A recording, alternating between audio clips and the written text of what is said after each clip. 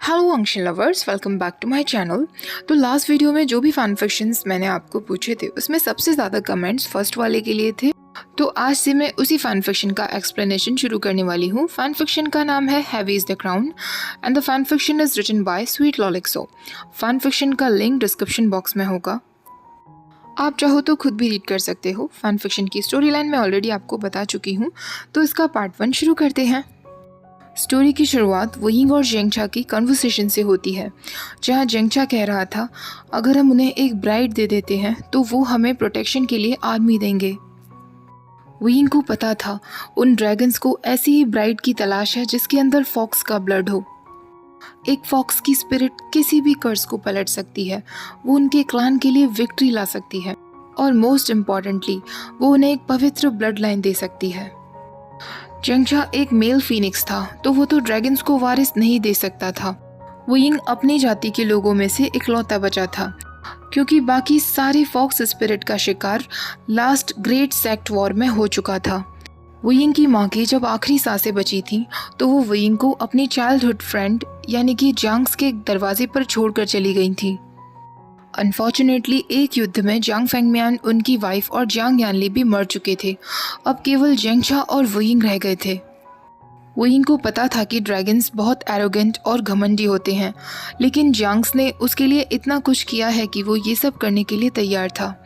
और वो तुरंत जेंगचा से कहता है मैं उसकी ब्राइड बनूंगा। जेंगचा कहता है वुयिंग, काश ये मैं कर सकता। तभी वुयिंग उसका हाथ पकड़ते हुए कहता है नहीं, तुम नहीं करोगे, तुम्हें वैसे भी जांग्स की लेगेसी को आगे बढ़ाना है।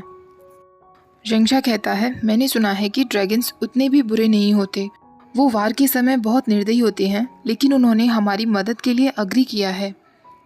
वुयिंग उससे कहता है जेंगचा, मुझे ड्रैगन्स से डर नहीं लगता, लेकिन उसने जेंगचा का हाथ और भी टाइटली पकड़ लिया था। जेंगचा को पता था कि अगर वुयिंग को डर लग भी रहा होगा तब भी वो इसे शो नहीं होने देगा। वो वुयिंग से कहता है अगर वो लोग तुम्हें हर्ट करें तो। वुयिंग फिर उससे कहता है नहीं, और एक हैप्पी फेस दिखाते हुए कहता है मैं ठीक रहूँगा, मुझे बस वेडिंग नाइट से होकर कैसे भी गुजरना होगा। वुयिंग ने ड्रैगन्स के बारे में ज़्यादा नहीं सुना था, क्योंकि वो क्लाउड से बहुत कम ही नीचे आते थे, लेकिन उनके बारे में कुछ र्यूमर्स थी कि वो बेड में बहुत फियर्स होते हैं, और इस बात का ही वुयिंग को सबसे ज़्यादा डर था। जेंगचा फोर्स स्माइल देते हुए वुयिंग को एक सिल्क रोब्स देता है और उससे कहता है इसे जल्दी से पहन लो, वो लोग 1 घंटे में आते ही होंगे। ड्रैगन क्लाउड से नीचे आ चुके थे। वो स्विफ्टली ग्राउंड पर लैंड करते हैं। धीरे धीरे उनके आसपास के सारे क्लाउड्स गायब हो जाते हैं और वो सब अब वुयिंग और जेंगचा के सामने खड़े थे।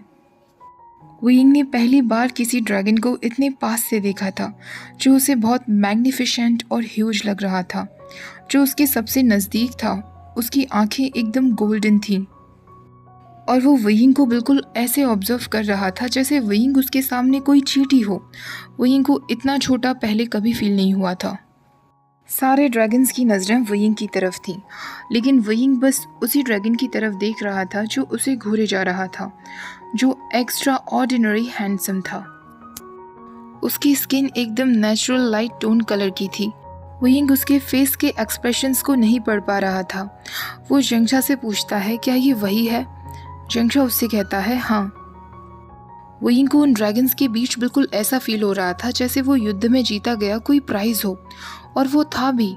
जेंगचा को वो आर्मी मिल सके, इसलिए तो उसने इस शादी के लिए हाँ कहा था, जिससे जेंगचा उस आर्मी के साथ वैंस के खिलाफ खड़ा हो सके और वो सब वापस ले सके जो उन लोगों ने चुरा लिया था। वुयिंग अब जेंगचा से पूछता है उसका नाम क्या है? जेंगचा कहता है उसका नाम लान वांगजी है, वो लैंस का 2nd ड्रैगन प्रिंस है। वो युद्ध में सबसे महान योद्धा माना जाता है। एक बार वो वार में जाए तो कभी हार कर नहीं लौटता। क्या तुम उसकी लंबी चोटी को देख सकते हो? मैंने सुना है कि ड्रैगन्स अपने बालों को सिर्फ तभी काटते हैं जब वो किसी फाइट को हार जाते हैं। इसका मतलब वो आज तक कोई फाइट नहीं हारा है। ये सब सुनने के बाद वुयिंग और भी ज़्यादा नर्वस फील करने लगा था। अचानक से ज़ोर ज़ोर से हवा चलने लगती है, जिससे वुयिंग के कपड़े भी उड़ने लगे थे। उसने अपने फेस पर जो ट्रांसल्यूसेंट कपड़ा डाला हुआ था वो भी हट जाता है और उसके फॉक्स ईयर्स शो होने लगते हैं, जो नर्वसनेस की वजह से बाहर निकल आए थे। लान वांगजी की पूरी अटेंशन वुयिंग की तरफ चली जाती है और वो अपनी नोज़ का इस्तेमाल करने लगता है जैसे वो कुछ स्मेल करने की कोशिश कर रहा हो, और तुरंत ही वो एक ज़ोर की गरजने की आवाज़ निकालता है। वो सब ड्रैगन्स के ऊपर आए हुए थे। वांगजी अपने ड्रैगन के हेड पर 2 बार टैप करता है, जिसका मतलब था कि अब वो सब वहाँ से जाने के लिए तैयार हैं। वांगजी के टैप करते ही वो सब लोग निकल जाते हैं। वुयिंग और जेंगशा अकेले रह गए थे। वुयिंग पैनिक होते हुए कहता है, वो सब लोग जा क्यों रहे हैं? उसने मुझसे कुछ कहा नहीं। क्या उसे मैं पसंद भी आया या नहीं? हमारा एग्रीमेंट वो है या नहीं? क्या वो मुझे अपनी ब्राइड बनाएगा?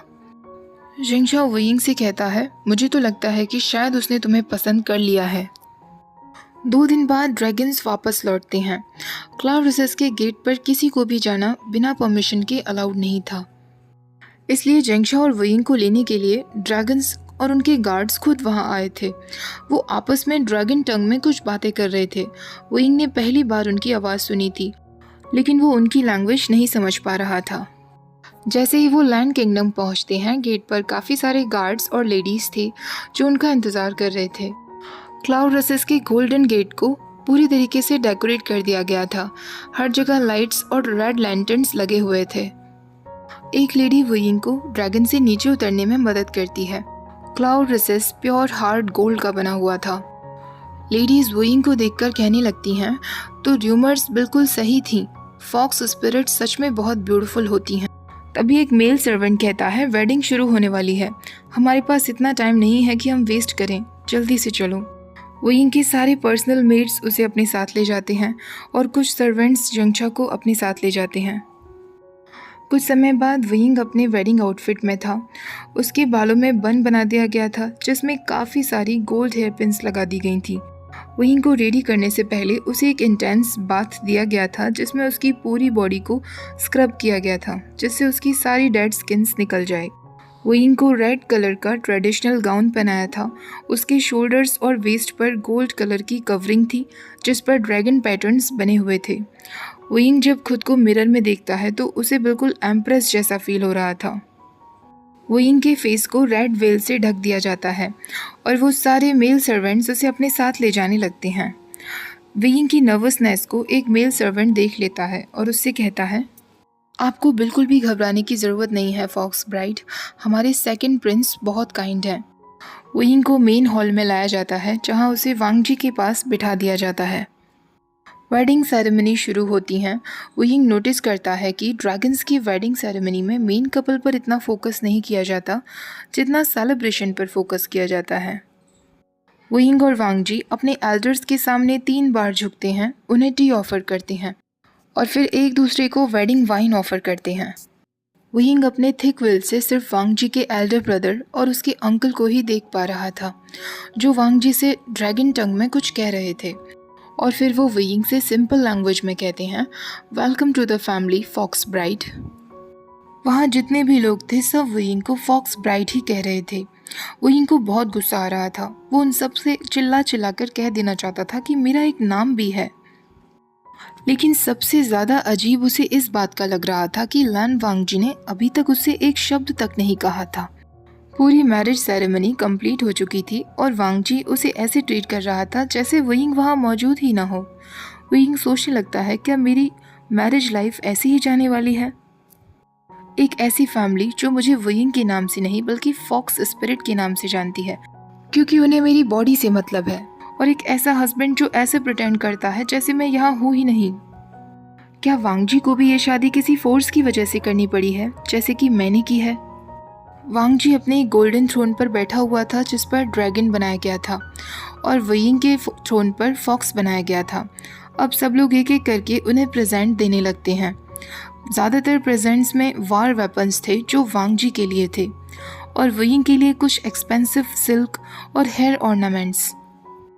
जेंगशा उन दोनों को वेडिंग ज्वेलरी का सेट देता है और वुयिंग से कहता है, वैसे तो ये शिजे के लिए बनवाया गया था, लेकिन मुझे पता है कि वो इसे तुम्हें देते हुए भी बहुत खुश होती। वुयिंग की आंखों में आंसू आ जाते हैं और वो उस बॉक्स को अपने पास रख लेता है। अब लैन शिचैन वहाँ आता है। लैन शिचैन के हाथ में एक गोल्डन प्लेट थी जिस पर कुछ लिखा हुआ था। वो वुयिंग से कहता है, फॉक्स स्पिरिट, मैं एक और बार तुम्हारा हमारी फैमिली में स्वागत करता हूँ। मैं तुम्हें ये गोल्डन प्लेट दे रहा हूँ जिस पर तुम्हारी भविष्यवाणी लिखी हुई है। वुयिंग उस गोल्डन प्लेट को अपने हाथ में लेता है और लान शिचैन से कहता है, ये बहुत ब्यूटीफुल है लेकिन मैं नहीं समझ पा रहा हूँ इस पर क्या लिखा है। लान शिचैन उसे पढ़कर बताता है, ऐसा प्रिंस जो ड्रैगन और फॉक्स के यूनियन से पैदा होगा वो इस वर्ल्ड में यूनिटी लेकर आएगा। फॉक्स और ड्रैगन के मिलन से जन्मा वो प्रिंस इस दुनिया में रोशनी लेकर आएगा। वुयिंग एकदम शॉक्ड रह जाता है और उनसे कहता है, इसका मतलब है कि मैं यहाँ एक चाइल्ड के लिए वांटेड हूँ। मैंने तो ऐसी कोई भविष्यवाणी के बारे में नहीं सुना था। शिचैन कहता है, ये भविष्यवाणी 100 साल पुरानी है। ये सीक्रेट हम लैंस में छुपा हुआ था। हम सालों से सर्च कर रहे थे और फाइनली हमें तुम मिल गए, आखिरी फॉक्स स्पिरिट। वुयिंग की आंखों में अब गुस्सा था, वीकनेस थी और बहुत हर्ट भी था, लेकिन वो कोशिश करता है कि वो ये सब ना दिखाए और वो शिचैन से कहता है, thank you for the gift brother. Shinchan कहता है, मुझे विश्वास है कि तुम और वांग जी मुझे प्राउड फील करवाओगे। ऐसा कहकर शिचैन चला जाता है और वांग जी ने अभी भी वुयिंग से एक शब्द नहीं कहा था। अब सूरज छुपने लगा था, वेडिंग सेलिब्रेशंस भी खत्म होने वाले थे। वांग जी सडनली अपनी सीट से उठता है और वुयिंग की तरफ अपना हाथ बढ़ाता है। वुयिंग जंगछा की तरफ देखता है। जंगछा हाँ में सिर हिला देता है और वुयिंग अपना हाथ वांग जी के हाथ में दे देता है। वांग जी ने बहुत ही जेंटली उसे पकड़ा हुआ था, जैसे उसे डर हो कि वो वुयिंग को कुछ कर ना दे। अब वो दोनों अपने थ्रोन से नीचे आते हैं। वांग जी फिर अपना हैंड रेस करता है और एक ड्रैगन वांग जी के सामने आकर खड़ा हो जाता है। वांग जी उस ड्रैगन के हेड पर अपना हाथ रखता है जैसे वो उसे कुछ ऑर्डर दे रहा हो, और वो फिर वुयिंग के डेलिकेट हाथों को उस ड्रैगन के हेड पर रख देता है। वो ड्रैगन तुरंत अपनी आंखें खोल देता है और वुयिंग की तरफ देखने लगता है। वुयिंग को नहीं समझ आ रहा था कि वांग जी उसे एक ड्रैगन क्यों दिखा रहा है। कुछ समय बाद उसे समझ आता है कि ये वांग जी की तरफ से उसके लिए वेडिंग गिफ्ट है। वुयिंग वांग जी से कंफर्म करने के लिए पूछता है, क्या ये मेरा है? वांग जी हाँ में सिर हिला देता है। लैन क्लैन मेंबर्स के अलावा किसी को भी एक ड्रैगन रखना अलाउड नहीं था। अब वुयिंग एक लैन क्लैन मेंबर बन गया था तो वो ड्रैगन उसका था। वुयिंग उस ड्रैगन के हेड को फिर से रब करता है। वो ड्रैगन अब वुयिंग का एक बॉडीगार्ड था। वुयिंग वांग जी से कहता है, मुझे ये बहुत अच्छा लगा, ये बहुत गॉर्जियस है, थैंक यू। वांग जी फिर उसकी बातों का कोई जवाब नहीं देता। वो फिर से वुयिंग के हाथ को पकड़ता है और अब उसे उनके वेडिंग चैम्बर्स की तरफ ले जाने लगता है। वुयिंग को पता था कि अब ये उनकी वेडिंग नाइट का समय था। वुयिंग और वांग जी का बेड चैम्बर बहुत लग्जूरियस बना हुआ था, लेकिन वुयिंग इस वक्त इतना नर्वस था कि वो कुछ भी फोकस नहीं कर पा रहा था। वांग जी उसे बेड पर बिठाता है। वांग जी तुरंत वुयिंग की वेल को हटा देता है और वो देखता है कि वुयिंग की चीक्स वेट हो गए थे उसके आंसुओं से। चैम्बर्स की तरफ आते वक्त वुयिंग ने रोना शुरू कर दिया था। वो सोच रहा था कि अगर वांग जी के पास दिल होगा तो शायद वो समझ पाएगा और वो उसे फोर्स नहीं करेगा। वांग जी एक लो टोन में उसके आंसू पोंछते हुए कहता है, नहीं। वुयिंग उससे पूछता है, नहीं मतलब? वांग जी फिर उससे कहता है, नहीं। वुयिंग उससे पूछता है, क्या तुम अपने ब्रदर की तरह कॉमन टंग बोल सकते हो लंजा? वांग जी उसका कोई जवाब नहीं देता। वो वुयिंग का हाथ अपने हाथ में लेकर उसके गोल्ड बैंगल्स निकालने लगता है और उसके कपड़े खोलने लगता है। वुयिंग उसे अब और भी ज़्यादा फ्रस्ट्रेशन से देख रहा था और वो वांग जी से कहता है, इसका मतलब हम एक दूसरे की लैंग्वेज नहीं समझ सकते? वांग जी फिर उससे कहता है, नहीं। वुयिंग उससे कहता है, क्या तुम्हें बस यही वर्ड कहना आता है? वांग जी उसके गाउन के बटन्स को खोल देता है और उसके शोल्डर्स से नीचे गिरा देता है। वुयिंग के फेयर शोल्डर्स अब वांग जी को शो हो रहे थे। वांग जी तुरंत उसे किस करने लगता है और उसकी नेक पर बाइट करने लगता है। वो वुयिंग के हर बॉडी पार्ट पर उसकी सेंट को फील करने लगता है और वुयिंग बुरी तरह कपकपा रहा था। वांग जी के एक्शन से लग रहा था कि वांग जी को उस फॉक्स स्पिरिट में बहुत इंटरेस्ट था। ड्रैगन्स हमेशा ही रेयर ट्रेजर्स को पसंद करते हैं। वुयिंग अपनी जाति का इकलौता बचा था। वुयिंग एक प्रिटी रेयर लिटिल फॉक्स था जो वांग जी के बच्चे को जन्म देने वाला था। वांग जी के टच से वुयिंग भी इतना सबमिसिव फील कर रहा था कि वो अपने ट्रू नेचर में आ जाता है। उसके ईयर्स उसके बालों से बाहर निकल आते हैं। जो देखने के बाद वांग जी फिर एक गरजने की आवाज़ निकालता है। वांग जी अब ईगरली वेइंग के सिल्क गाउन को पूरी तरीके से उससे हटा देता है और वो वेइंग का नाम लेता है। वेइंग ने पहली बार वांग जी के मुंह से अपना नाम सुना था, जो उसे बहुत सेक्सी लग रहा था। वेइंग को अपने ऊपर शर्म आने लगी थी क्योंकि वांग जी के हर एक टच से उसकी बॉडी अपने आप ही रिएक्ट कर रही थी, जैसे कि वेइंग के अंदर की फॉक्स स्पिरिट ने पहचान लिया हो कि वांग जी ही उसका अल्फा एनिमल है। लेकिन वो वांग जी के हाथों को हटाते हुए कहता है, नहीं, मैं नहीं करना चाहता। वांग जी वेइंग के हाथ को टाइटली पकड़ लेता है और उसे बेड पर पुश करता है। वांग जी फिर उसे नेक बाइटिंग करने लगता है। वेइंग बेड शीट्स में अपना फेस छुपाते हुए कहता है, प्लीज़, ये मेरा फर्स्ट टाइम है, तुम मेरे हस्बैंड हो, मुझसे काइंडली पेश आओ, मैं ये नहीं चाहता। वांग जी अचानक से उससे कहता है, बेबी। वेइंग उससे कहता है, मुझे पता है कि तुम्हें मुझसे बेबी चाहिए लान वांग जी। वांग जी फिर बार बार उससे रिपीट करता है, बेबी। वांग जी के लार्ज हैंड्स वेइंग को पूरी बॉडी पर टच करने लगते हैं। वेइंग उससे कहता है, नहीं, मुझे डर लग रहा है, प्लीज़ लान वांग जी, तुम मुझे हर्ट कर दोगे, मैं नहीं कर पाऊंगा। वांग जी अपनी ड्रैगन टंग में उसके कान में कहता है, तुम कर सकते हो और तुम करोगे। वेइंग को वांग जी की लैंग्वेज नहीं समझ आ रही थी, लेकिन सिचुएशन से उसे पता चल गया था कि वांग जी का क्या मतलब है।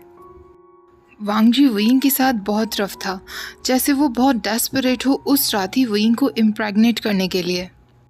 और वेइंग अपनी ट्रू बॉडी के नेचर की वजह से वांग जी के रफनेस को एंजॉय कर रहा था। वो अपने फॉक्स क्लॉज और रेड नेल्स से वांग जी के बेयर बैक में काफ़ी निशान बना देता है। वांग जी फिर अपनी ड्रैगन टंग में कहता है, माय फॉक्स ब्राइड, तुम्हें अच्छा फील हो रहा है ना? तुम बेड में बहुत प्रिटी दिखते हो, बहुत क्यूट, जैसा कि मैंने एक्सपेक्ट किया था। तुम एक बहुत प्रिटी ब्यूटीफुल मदर बनोगे और मुझे मेरा बेबी दोगे। वेइंग का पूरा फेस पूरी तरीके से रेड था और उसकी आंखों से आंसू गिरने लगे थे। वांग जी उसके आंसुओं को लिक करता है। वेइंग एक न्यू बॉर्न बेबी की तरह वांग जी की बाहों में अभी भी रो रहा था और अभी भी बहुत नर्वस फील कर रहा था। वांग जी ना तो वेइंग के आंसुओं को लेकर वरिड था और ना ही उस शेम को लेकर जो वेइंग की आंखों में दिख रही थी। वांग जी वेइंग के लोअर स्टमक पर हाथ रखते हुए फिर अपनी ड्रैगन टंग में कहता है, तुम बिल्कुल भी चिंता मत करो, मैं तुम्हारा बहुत अच्छे से ख्याल रखूँगा, तुमसे प्यार करूँगा और तुम्हें खुश रखूँगा, क्योंकि मैं ऑलरेडी तुमसे प्यार करने लगा हूँ, तुम समझ रहे हो ना मेरी फॉक्स ब्राइड। लेकिन वेइंग उसकी ड्रैगन टंग नहीं समझ पा रहा था। वो पूरी तरीके से थका हुआ वांग जी के ऊपर ही लेट जाता है। वो दोनों सो जाते हैं और इस तरह फॉक्स वेइंग और ड्रैगन वांग जी की फर्स्ट नाइट गुजरती है। ओके गाइस, इस पार्ट को मैं यही ख़त्म करती हूँ। तो फर्स्ट पार्ट आपको कैसा लगा इस फैन फिक्शन का, कमेंट्स में बताना मत भूलना। और बाकी दो जो फैन फिक्शंस थे उनको भी मैं ज़रूर शेयर करूँगी, क्योंकि काफ़ी लोगों को उनकी स्टोरी लाइन भी बहुत अच्छी लग रही थी। तो आज का वीडियो आपको पसंद आया हो तो प्लीज़ वीडियो को लाइक, शेयर और चैनल को सब्सक्राइब करना मत भूलिएगा। Thank you for watching, bye bye.